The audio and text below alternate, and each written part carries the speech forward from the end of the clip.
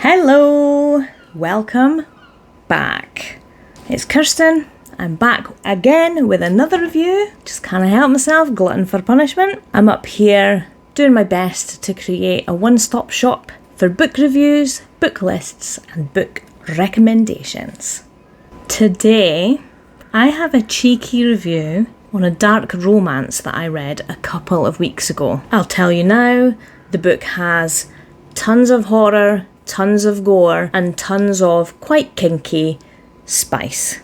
There are trigger warnings out the wazoo, so if that is not your cup of tea, the book may not be your cup of tea. I will try and keep my review reasonably free from being triggering, but I'm obviously talking about a book that has all of those things going on. Don't say I didn't warn you. Anywho, let's get cracking. Pull up a chair, get yourself a drinky. I've got my water today. Straightforward, straight water. Hydration is important and I do not drink enough water, so I'm giving it a bash. Cheers. And now that we're ready to rock and roll, let's get on with it.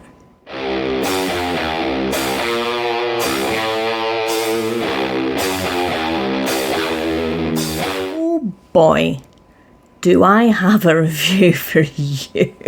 Oh, no spoilers as always, but holy macaroni, does this book have a lot going on that I would like to discuss. I will say again, the book is filled with trigger warnings.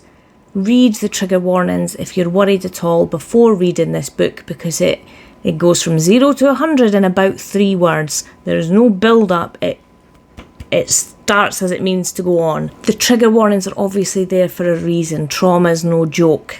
Mental health is no joke. So don't read it if it's going to have an impact. Check them out. That's what they're there for. Anywho, I am talking about Satan's Affair by H.D. Carlton. This is a dark romance with a real horror gore theme going on. I would also like to point out that if you're expecting the horror and gore to be here and the absolute smut to be here, that's not what happens. That's what happens. I wasn't expecting that. I was expecting separation.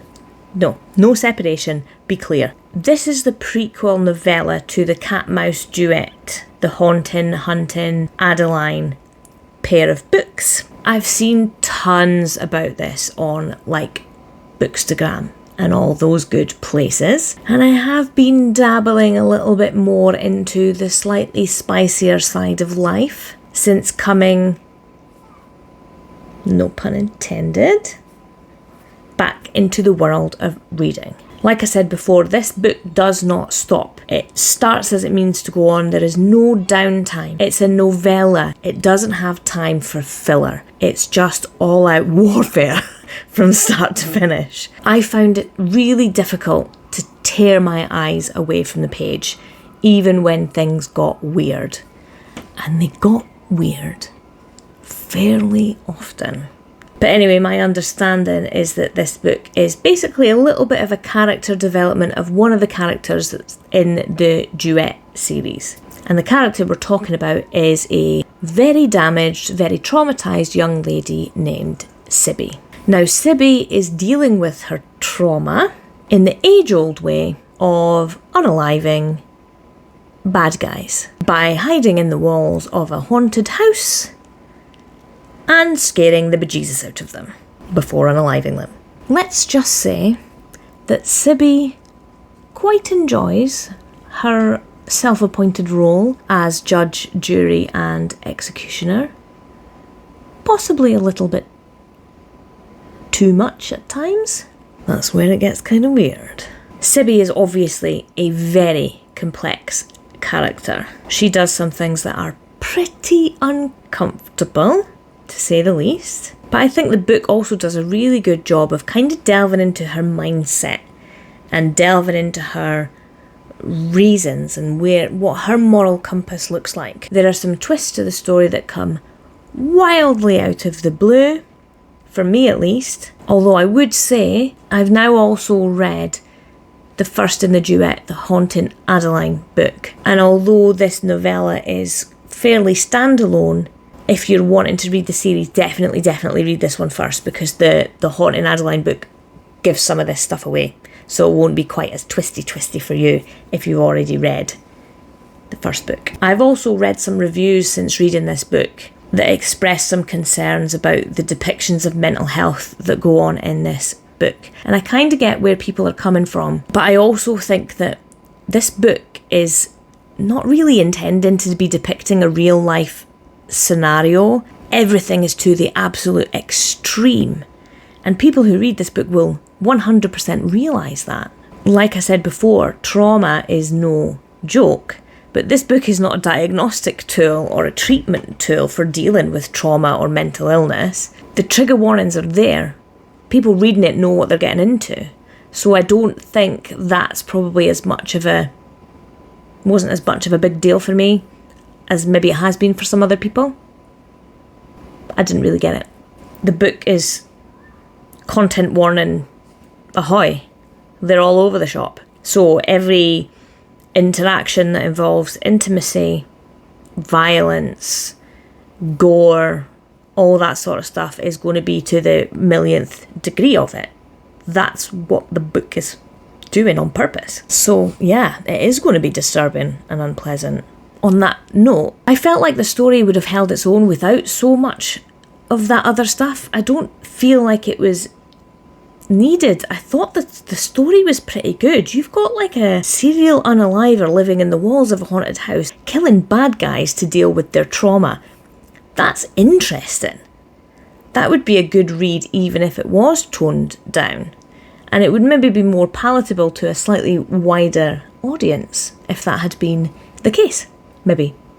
Or maybe not. Maybe the shock factor is what brings the audience in. I don't know. I mean, I sat through the whole book absolutely shocked. But could I put the bloody thing down? No, I couldn't. Did I want to?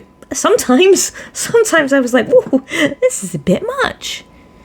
But I read it to the end. I enjoyed it as a prequel. I think it was short and snappy and gave you everything that you needed to know about this character, basically. I found it really interesting and engaging, although I did have to do body logistic calculations to try and work out where everybody was meant to be standing in certain scenes, and that's certainly not something I thought I was going to need to do. Needed to get the teddy bears out and start sitting them around each other to try and work out where everyone would stand. So all in all, I gave this book 4 stars. The story was good. The character was interesting. Yes, I was shocked and surprised by the gore and the spice. Probably more the spice stuff than the gore, strangely. I mean, some of it was like out there. But yeah, I think it was the spice that gave me the shock factor more than anything else. Is it the best book that I have ever read? No.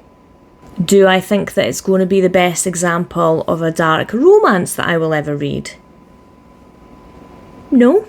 Did it entertain me? Did it push me out of my comfort zone? Yes, absolutely it did.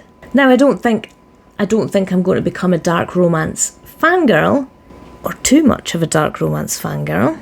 But yeah, definitely enjoyed the premise and the story. It was really good. Really good. 4 whole stars worth of good. All in all, I would definitely recommend, but only if it is in your wheelhouse of stuff that you would read. So there is the term and condition attached to my recommendation. As a first book in that area of literature, I feel like it was a pretty dumb decision of me, because that feels like a bit of an extreme thrusted myself into the world of dark romance. There probably are better books in that genre for newbies to the genre, and if you know of any, let me know so that I can maybe scale it back and start as a beginner. That would be fun. But there it is. There are my thoughts on this book. I will be back with another one in a couple of days' time. I'm here every Monday, Wednesday and Friday. Monday's my roundup video, and the Wednesday, Fridays are generally my review videos. In the meantime, give me a like or a comment, tap that subscribe button for me, I would really appreciate it, and thank you so much for sticking around. I really do want to create something good here, so your help is amazing and your support is really appreciated. Any hints and tips you've got for me, fire them over, I will not be offended. Thank you so much. I'll speak to you soon. Cheerio!